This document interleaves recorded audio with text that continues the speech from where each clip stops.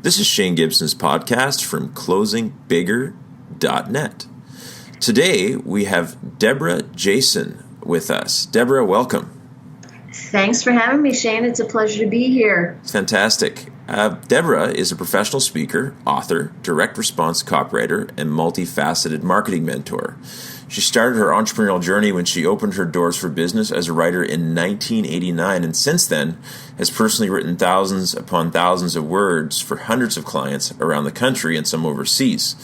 Now, I've just actually had the opportunity to read her book, Millionaire Marketing on a Shoestring Budget, How to Attract a Steady Stream of Happy Clients, Make More Money, and Live Your Dream. And it's a fantastic book. And you also co-authored a book with Joel Comm, didn't you, called...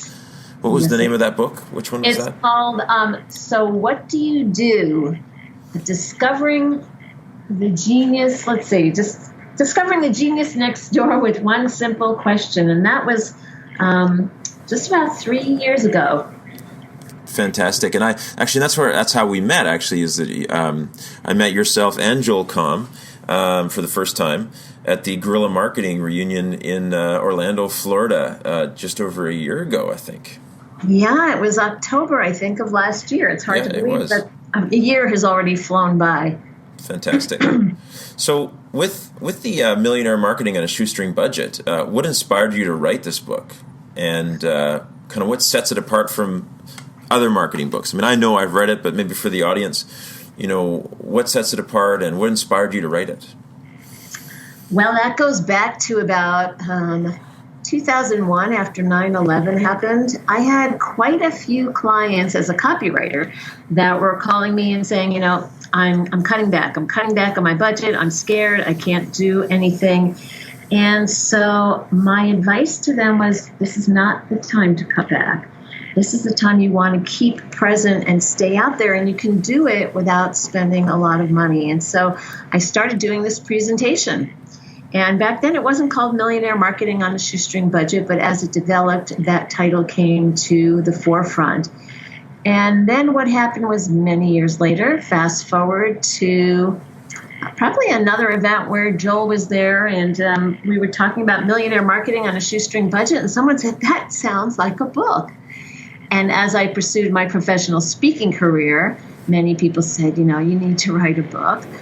And I ran into a colleague of mine who happens to be a coach in that arena, helps people get books out of their head and onto paper.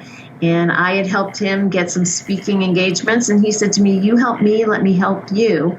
So in 2014 is probably when I actually committed to writing the book. And it came out a year ago. So that's what inspired me to write the book, was that it was a presentation I had, and I wanted to share the message. I run into so many people, and you probably have as well, that say, well, I don't have a big marketing budget. So what sets the book apart is that it's really based on what I've done. My business will be 28 years old in January. Hard to believe, but it's based on what I did to get my message out. Because when I started my business, I didn't have a degree in marketing. I have a master's degree, but it was in communication disorders. So I knew I needed to get my message out there and get it out there in a big way. So I share with people what they can do to help them get their message out there in a big way. Fantastic. Now, a master's degree in communications disorders. What's a communications disorder? Well, communication disorders has to do with language and speech disorders. Okay. So I got a master's degree and became a speech pathologist and worked with children in the public schools here in Colorado. So it could be children who did not have a mastery of the language, or children who had speech disorders such as lisps or stutters, things like that. Great. Well, I can kind of see the connection between mastering language and then turning it into a marketing craft. So that's yeah, it is interesting. So I tell people, well, I know a lot about communication, about how not to, or and so that way I turn it around and help people to do it in a way that helps them grow their business. So shoestring, being a shoestring marketer, sometimes that comes to mind as it's not spending money. But, what's the line between being a shoestring marketer and not investing enough into your marketing? What's that balance there? Well, the thing that comes up is even people with large budgets still want to market effectively. So it's not necessarily, what Millionaire Marketing on a Shoestring Budget is how to get big results without spending a lot of money. So, for example, if you think about the Super Bowl, and when I do presentations, I ask people this question. This last year, I think the Super Bowl was $5 million for a 30-second commercial. And I stand in front of an audience and I say, how many people watched it? Because here in Colorado, the Broncos won. So quite a few people in local audiences raised their hand. And I say, how many remember the commercials? And very few raise their hand. And for the few that do raise their hand, I say, do you remember the brand? And they don't. And then the next question is, did you buy that product? And they didn't. So even those companies that are spending lots and lots of money, they're not always converting into sales. So being a shoestring marketer is really about investing your money wisely. So yes, many of the things I cover in the book are about things you can do without spending money. But there are some things that take an investment, and all of them, no matter what you're doing, take an investment of time. Isn't that interesting? Is time, we always think about money, but, the time aspect of being efficient in our marketing is so vital too. Absolutely. And, yeah. I mean, I've seen, I do this myself as a somewhat of a solopreneur. Is I find myself doing things that I really should be paying other people to do. Because time is so valuable. Yeah. It's interesting that you bring it up because, there are so many people that say that, if you have things that someone else could be doing that free your time up so that you can do more of what you excel in, then it's always wise to find somebody to outsource it to. Now, some people would say, well, I don't have the budget to do that. But, for example, when I started I was launching a new website for a product that I'm no longer offering. But at that time, I was like, I can do a website, but the technology has changed so much, I didn't want to do a website. So I found someone to do it for me. And believe me, the time I saved in her doing it freed me up to work on my product launch. So doing the stuff you're really uniquely good at, which is key. Yeah, it makes a big difference. So can you share a couple millionaire or marketing millionaire on a shoestring budget success stories? Do you have some clients or some individuals that have done this and have had some great results? Well, people have done various elements to it. And so, for example, there's a client who, he started his business probably maybe this 3.5 years ago now. And he created a dehydrated, crunchy apple. Okay. And the story is he started out of his backyard when his apple tree, kept dropping apples, and he started to go, I'm tired of throwing these away. I don't want to waste the food. So he started dehydrating them and giving them to friends. And friends started going, oh, these are really good. And so he started a business. And to help that business get exposure, would submit press releases to local publications. And so, for example, one of his first press releases was about getting his apples into the local school district so that kids had a healthy school snack. So then he said, well, I should let the community know about this, and got some exposure in the newspaper about what he was doing for kids to help kids with his apples. Then it sort of snowballed from there. He met somebody who knew an aide to Michelle Obama. So he sent some samples of his product back with the aide, and he got a letter from Michelle Obama. He did a press release about that. So each time he did a press release, he got more and more exposure. And this last year, probably about maybe 6 months ago, he was approached by a company to purchase his business.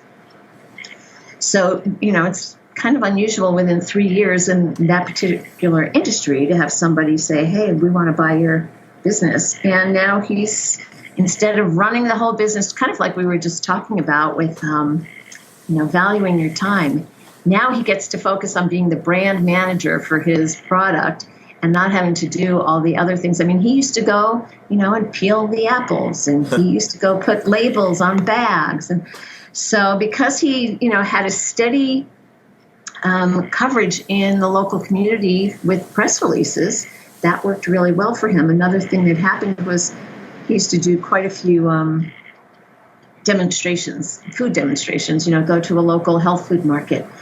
And one day he said to me, wow, this woman came up to me and she told me how much she loved the product and her kid loved the product. And I said, did you pull out your cell phone and get that on video? And he was like, oh, no. I said, next time that happens, ask for permission and see if they'll record something. So that doesn't cost him any money.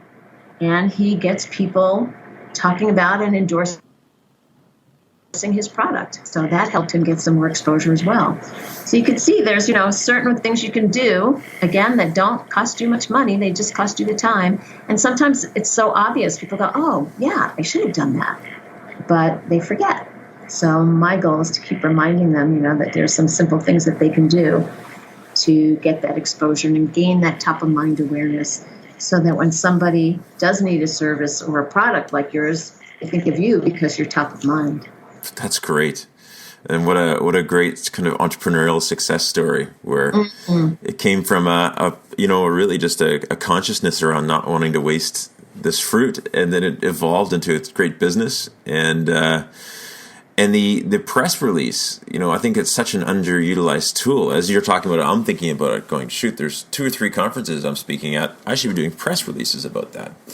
And I think we don't realize how cost efficient that is as a method of marketing. Oh, yeah, absolutely. When I started my business, actually, it's kind of interesting. I used to send out a lot of press releases, and after a while, and that doesn't, just for the people who are listening, just because you send a press release doesn't mean you're going to get a big article in the newspaper. But depending what you're doing, like if you're speaking somewhere, they might give you a little blurb, or if you have a unique angle, then they might want to interview you. When I lived in Kauai for 10 years, and when I came back to Colorado, I submitted a press release, 2 press releases, to a business publication and to the business section of a local publication.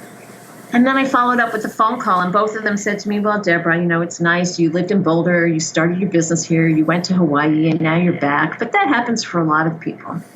Well, because I followed up, and follow-up is really important, one of the journalists said to me, well, Debra, I don't think I want to write an article about, you coming back, but I do this feature called 5 questions.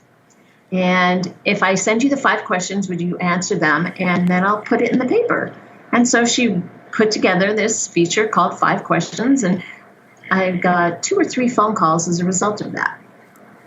The other gentleman who didn't want to cover, the fact that I moved back to Colorado said, hey, I'll cover, one of the topics I speak about is LinkedIn. So we did an article about LinkedIn. So you never know. Sometimes don't give up. Even if you send out the press release, follow up. And sometimes that can turn into something. And in my book, I think it's chapter 8, maybe, I talk about how to get amazing free publicity. And a lot of people will say, well, what do I send a press release about? And you just gave a perfect example. I'm speaking at several conferences. Or I have something that's really unique. I just spoke to a group of professional organizers, and I found articles like in the Wall Street Journal about professional organizing. So if you're creative about your topic and can submit that to a publication, you might get spin-off from that. That's great. I love it. That's inspiring. So in your book, you also talk about the concept of standing in the spotlight or public speaking as a marketing tool. Can you expand upon this for our listeners? I'd love to, because you know what? To me, that's the most fun way to market yourself. Since the day I started my business, I started speaking. Because for several reasons. One, you get to stand in front of an audience and convey your expertise and increase your credibility and your visibility without having to give a hardcore sales pitch to anybody. You're sharing something of value, and people in the audience get to know you, like you, and hopefully trust you. And you probably have heard of that KLT factor, the know, like, and trust. And so speaking gives you that opportunity to share your expertise, and to start to build relationships. And it's, for me, a great way to connect. Like we're doing this podcast, and people will get value from this. But when you're speaking in front of a group, you also get to connect face to face and eye to eye and smile to smile and handshake to handshake. So it's a great way to start to get out there and be with people so that they then can develop some more of a, what's the word I'm looking for? Well, back to the relationships. They can really begin to develop some relationship with you, and that over time, again, can lead to more business for you. So I'm a big proponent of going out there and speaking. Now I do it professionally, but I still, one of the tips I share with people is get out there. And people go, well, what am I going to speak about? There's two things. You probably have heard this, Shane. You know, people say the one thing people are more afraid of than death is public speaking. And I still want to know who actually started that, because nobody has ever stated the source of where that information came from. But there are a lot of, there are a lot of people out there who do want to speak, but they're afraid to. And so they can start small. Start in a networking group. Go to a Toastmasters group. Go to their local chapter if there is one of the National Speakers Association, and get some exposure to that, and you can start to build your confidence. The other question people say is, well, what do I speak about? And I encourage them to look at two things. What are you knowledgeable about? And what are you passionate about? And to make two lists and then score those lists on a scale of 1 to 10, 10 being what are you most knowledgeable and what are you most passionate about? And then maybe two things rise to the top, and you can say, oh, I can blend these two. Or maybe one just rises to the top, and then you go, okay, here's what I can put together a talk about, and start to practice it. Really important. I mean, even when I've given a presentation more than once, I still go and practice it again, because I will change things. I will always customize it or tailor it to the group. So take some time to practice that as well. So when you go up in front of that crowd, it's natural to be nervous when you get started, but take a deep breath. And people in the audience want to see you succeed. So isn't that a great distinction? That was something that, when you realize that, some people do fear speaking or they're uncomfortable with it. And so when they're watching you on stage, they want you to succeed. They don't want to witness discomfort, and they really want you to. They're there and hoping that you excel. So I think that's a great insight. Well, they're there because they believe you're going to share some value, and so they want to have a good time listening to you as well as learning something new. And in their heart of hearts, they don't want to leave there going, oh, that was terrible. They want to leave there going, wow, that was not only a great speaker, but I learned so much, and now I can take what I've just heard today and implement it. Great. So, I'm a huge believer in speaking. It's when I started off in my career, that's how I got business, because I would speak anywhere I could for free that had an audience of people who possibly could hire me. And that, along with old school spam, which AKA fax blasting, was how I got started. And then along came social media. You were a fax blaster, huh? I was up all night faxing people one at a time to different businesses about my public sales training courses. Yeah, and so I was excited when social media and blogging and podcasting came along, because it's a true shoestring budget type tool. Now, with that said, let's talk about social media. Can you still become internet famous and attract great customers, or is it just too noisy and overwhelming for most people now? Well, when I talk to people about social media, which I do a lot, the goal for me is not to become internet famous, but it is a great way to attract customers. It's also just a good way to start to build relationships. To me, marketing is about building and nurturing relationships. And so I find social media is a fabulous tool for doing that. And a perfect example is, even though you and I met before we connected on social media, It was because I think, tell me if I'm wrong, some of the things that I posted and that you retweeted, and all of a sudden, next thing I know, I'm getting an invitation from you to be a guest on your podcast. Yes. I think it's because we developed and maintained and nurtured that relationship. And so social media is awesome that way.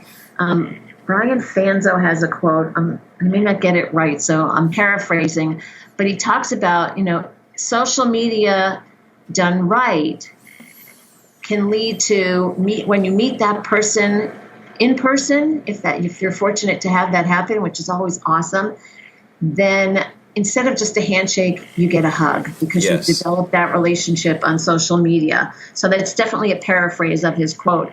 But that's the beauty to me of social media, is to start to build and nurture the relationships. And again, it goes back to, as we were talking about earlier, time.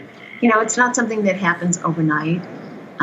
You start to build a relationship. And then, like I said, if you're fortunate, and I've had the experience of meeting those people in person, and you get a hug instead of a handshake. And sometimes that will turn into business. If it doesn't turn into, let's say, a client for you, it can turn into a referral for you. So I have a colleague, we met on Twitter, years ago. Then we both ended up at a conference together. We actually shared a room and became roommates. And now we're wonderful friends. But what does she do? I've never done any work for her as a copywriter. I've never gone and spoken at any events because she's never led her own events. But she has referred me numerous times to be a guest on podcasts or webinars or teleseminars, because she goes, this would be a great audience for you, Debra. She has promoted my book when my book came out. And a lot of people on social media have done that. People have received my books and posted photos. So social media is a great way to attract customers. Yes, it's noisy. And you know what? For some people, it is overwhelming. And what I say to them then, and I think have a chapter in my book about, the social media, the feeling of social media overwhelm. And that is, don't try to do it all.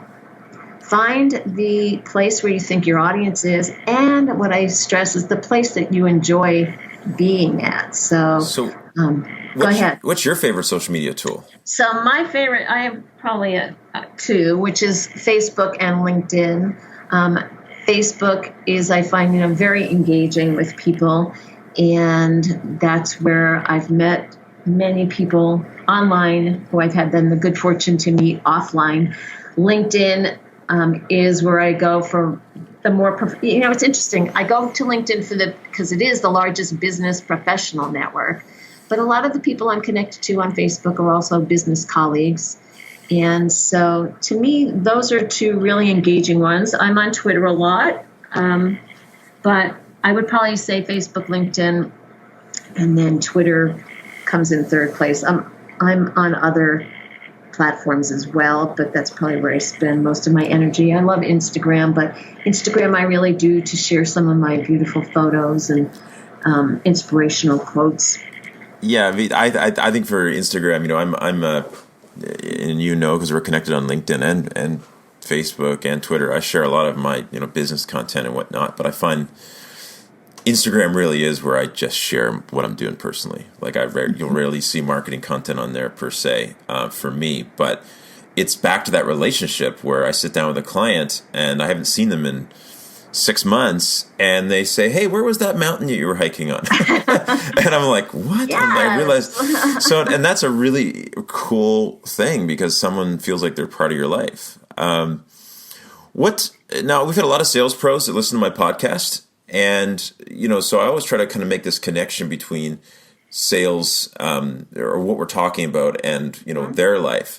And so how could a sales professional, apply some of your principles of millionaire marketing on a shoestring budget? Oh, well, you just mentioned actually a really cool one. And we've talked about this quite a bit already. For sales professionals, I think what they need to keep top of mind is that it's about building relationships first. And the example that I love you just gave is that somebody said to you, where was that mountain? So it's not always that you pick up the phone and say, when are you going to do business with me? Or, hey, I think it's time that we get this project rolling. it's about first getting to know that person. It goes back to that T factor. If you think about it, people you do business with are those that you know, like, and trust. So sales professionals take that time to build that. Then they'll have a customer for life, or they'll have a customer, lots of times people move on. But if that customer moves on to something else and you've built that valuable relationship, then they'll remember you.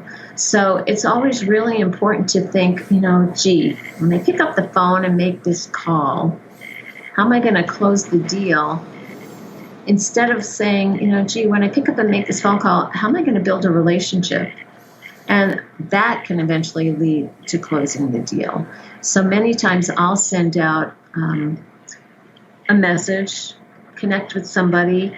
And this is a perfect example, since you're in Canada. Happy belated Thanksgiving. Thank you. Some of my connections, one or two of them, are in Canada for potential speaking opportunities. Now, I don't always email that person and say, hey, are you ready to book me? The other day, I just sent them a note saying, Happy Thanksgiving. You actually sent one to me. So yes, on Facebook. Well, I sent one, right. And some I send off to friends, and others are just to have that touch point. Yes. If I can find it while we're talking, there was a post I just saw that was about touch points and how many touch points you have to make. And let's see if I can find it real quick while we're talking, because a lot of people, I think, give up when they've reached out several times, and then they go, okay, here it is. So this comes from the National Sales Executive Association. And the statistics are that 48% of salespeople never follow up with a prospect. 25% make a second contact and stop. 12% only make 3 contacts and stop. 10% make more than 3 contacts. But then it goes on to say, and I won't read all of them, but it goes on to say the bottom line of it is 80% of sales are made on the 5th to 12th contact. So if you're stopping at the first or the second, only 2 to 3% of the sales are made on the first or second contact. And that's huge. I mean, I have I've got a professional sales certificate program, and the students, one of the exercises they do is they have to track the last 3 deals they closed, how many interactions they had to have before the deal was closed. On average, it is between 8 and 12 touches to close the average deal, and this is based upon me actually getting, really sales anecdotes from hundreds of salespeople. So that's right on the money from my experience anyways. Yeah, and that can, to be real here for a minute, not that we haven't been real through this call, but, that can be really draining. I mean, I make a lot of, calls and emails and follow-ups for speaking engagements. Mm-hmm. And sometimes, after a certain number of touch points, if I still haven't gotten to the yes, I'm like, oh God, can I do this again? Can I pick up the phone again? And that's, like I said, not all of my touch points are about, when's your next event coming up? When can you bring me in for training? It could just be Happy Thanksgiving. But still, you have to maintain that and track it. And, hopefully at some point when you get to your 5th to 12th contact, you go, okay, now I can see it was all worthwhile. It is. And, I've had clients that, I had one particular client, a large insurance company. It took me 13 months of contacting them about once every 3 weeks, from emails to invites to events to, value-added content, to eventually land the client. And they ended up being my biggest client over the next 2 years. And so I think that, where some, thinking like a marketer, an account-based marketer is really key.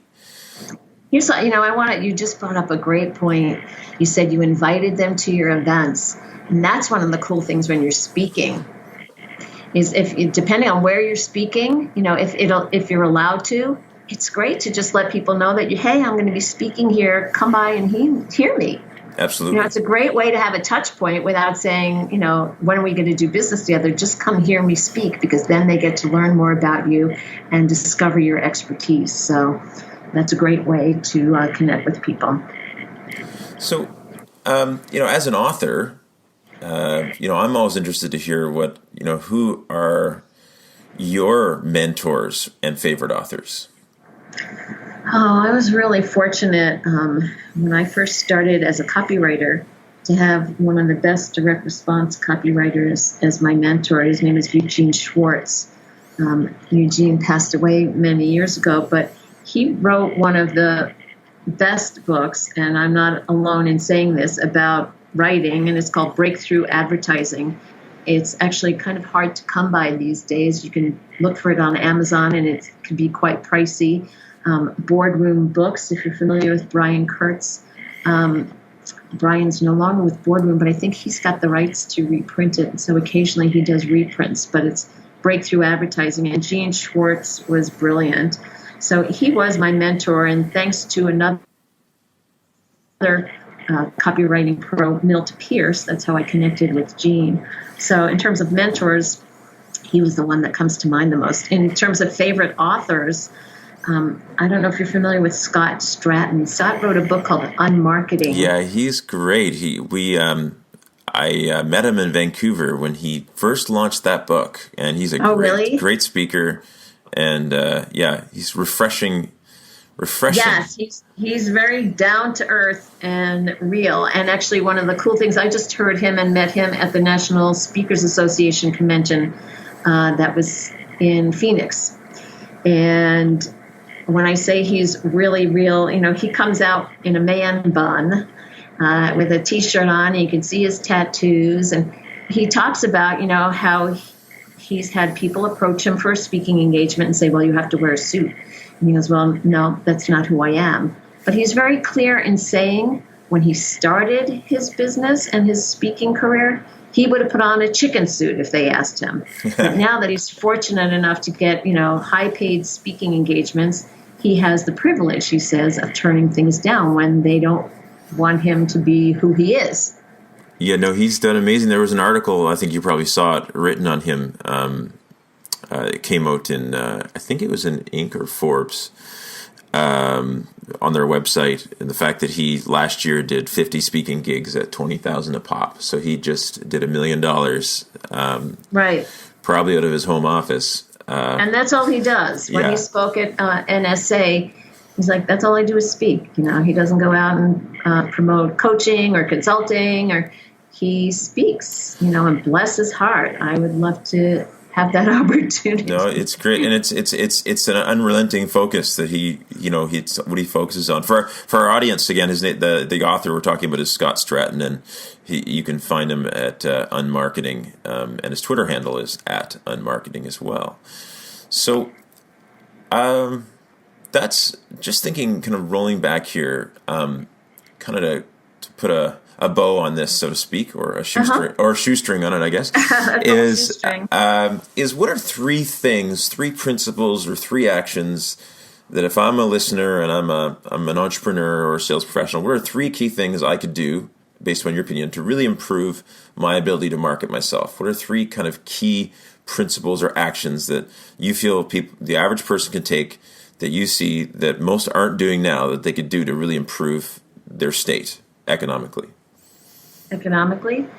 Well, first, look at your message and your expertise. And so what is it that you excel at that you can share with others? Because I believe everyone's got a gift or skill or a talent that they can share with the world, and that other people want that. So look at what is it that you can share with the world. So it's really, for some people, it's about really understanding what their product or their service is. But more importantly, what's the problem or the challenge or the issue that your audience is having? And what's the solution you offer for that? So once you have an understanding of that, then decide what's the best method for you. And this is probably the real tip. Take one step at a time. So perhaps you have something that you excel at that solves a problem and makes people's lives easier or better that you can write an article about.